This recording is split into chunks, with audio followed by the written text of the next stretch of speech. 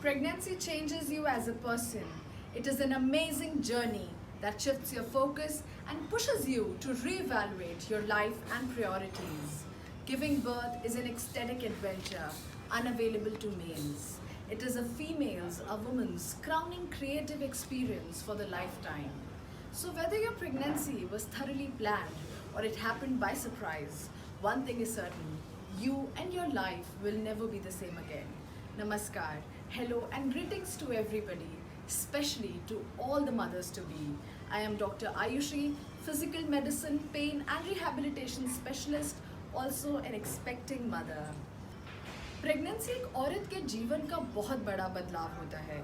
यह बदलाव, औरत से माँ बनने का ये बदलाव फिजिकल ही नहीं, मेंटल भी होता है।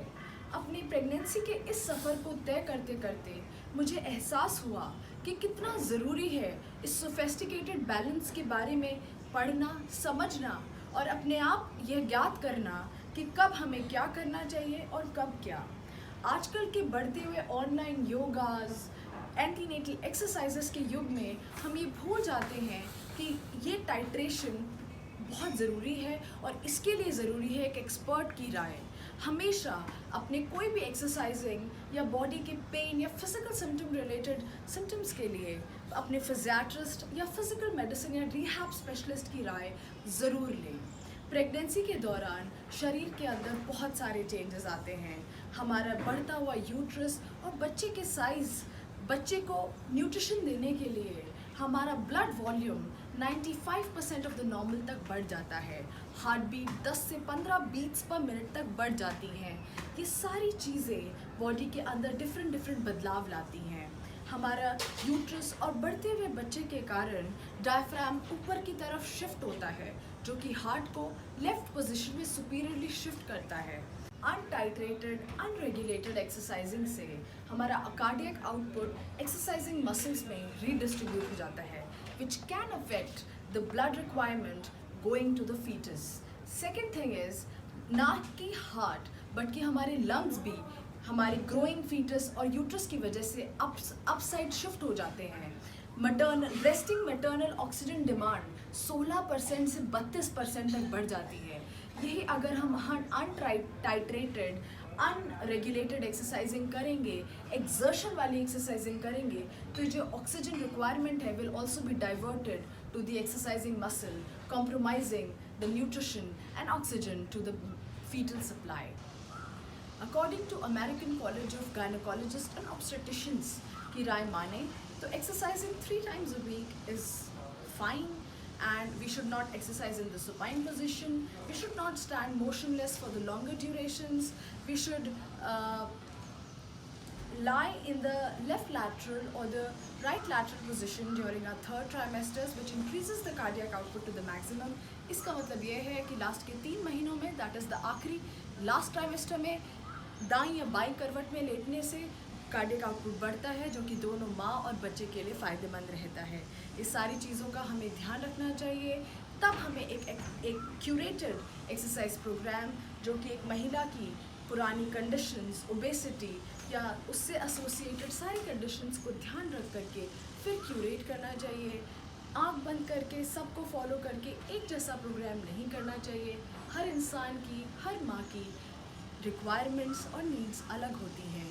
यह सिर्फ एक एक्सपर्ट ही आपको बता सकता है। Although the benefits of exercise are always proven, that it results into lesser operative deliveries and less fetal stress, but one must be very careful that unregulated exercises can result into early onset of labor and fetal stress. Also, we must check the intensity of exercise that we do during the first trimester, because during the first trimester it is the time of neurogenesis for the child, and the hyperthermia that results due to the exercises can cause neural tube defects. So these are the things we should always talk to our professional with before practicing any exercising program during pregnancy. There are many hormonal changes during pregnancy, most important of which is increase in relaxin and progesterone, which not only cause laxity of joints but also decrease the muscle tone. All of these compile to produce multiple musculoskeletal symptoms in pregnancy. The gravid uterus also shifts the center of mass anteriorly, causing the pelvic tilt and pressure and accentuated lumbar lordosis, which means accentuated curve of the lower back, which causes low back pain, sacroiliac joint pain, pelvic girdle pain, whose prevalence ranges from 20% to 90% in pregnant females, on an average more than 50% amongst the pregnant females, and is the most important cause of sick leave during pregnancy. All these symptoms can be relieved by constructing a correct posture stressing program, pelvic tilt, abdominal and lumbar musculature strengthening exercises, splints, braces, pregnancy belts, and also there is, due to the shift of the center of mass anteriorly, there is flattening of knee, flattening of foot, extension of knee, which not only causes heel pain but also the foot pain. This gravid uterus also puts pressure on the venous system, which causes venous engorgement and insufficiency, further increasing the intensity of heel and foot pain, which can easily be managed by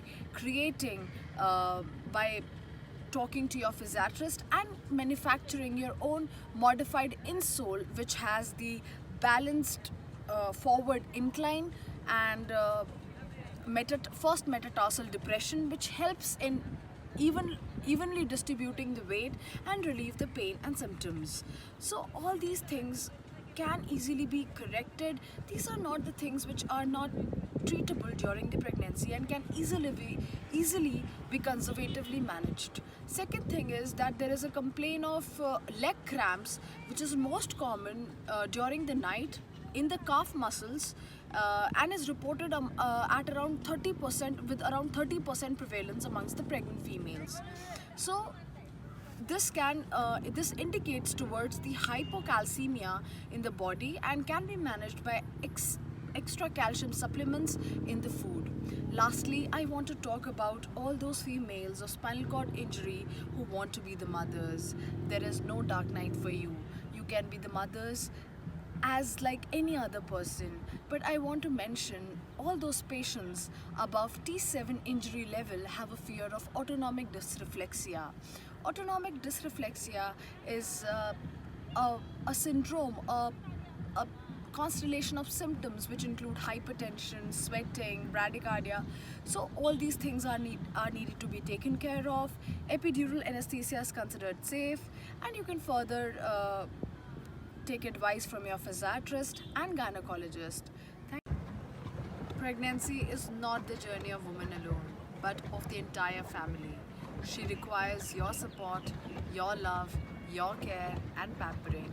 So please be there and support all the mothers to be. Thank you.